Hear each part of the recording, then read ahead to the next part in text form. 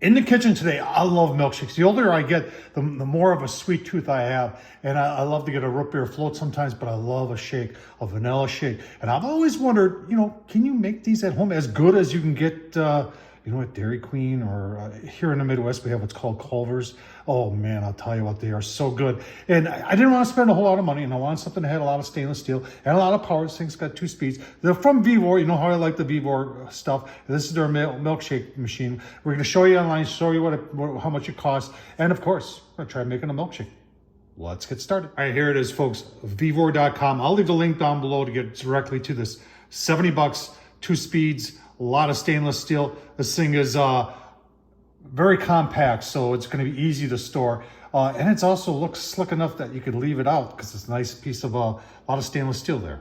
Let's take a closer look. All right, I just love it when appliances are made from stainless steel. And there's a lot of stainless steel, polished stainless steel, so that's going to look nice. And it's got polished stainless steel on the back too, so easy to clean up. And if you're going to be, some people are going to ask, what are the height? So it is 20 inches this way. So your height dimensions are 20 inches. And then this is like 8 inches right here. Now it comes with, and this is your motor up here.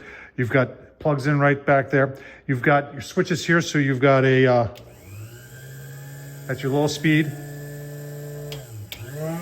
And that's your high speed. If you're wondering what this is, that's a little fuse in there. All right, it comes with a nice size stainless steel cup, and then it comes also with a measuring cup. All right, the cup does fit up in there if you want to, a lot of people will just hold it like this and move it around, but if you wanted to put it in and leave it up there, it does hold on just like that. You know what, let's get some ice cream out and see if we can't make a shake. All right, this is what I'm using for ice cream. Got it at my local grocery store, nothing fancy here.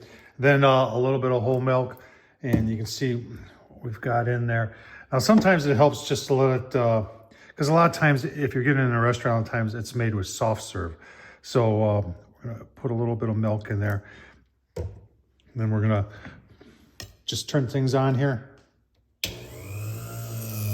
Put it on low cycle and just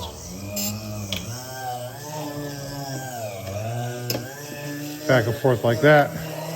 And give you a look-see in a minute or so. All right, after a minute or so, take a look.